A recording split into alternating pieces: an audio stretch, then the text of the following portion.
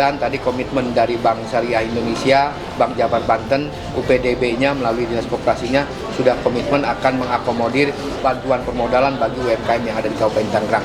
Supaya apa? Supaya mereka bisa terbantu permodalannya untuk meningkatkan produktivitas UMKM yang ada di Kabupaten Tangerang.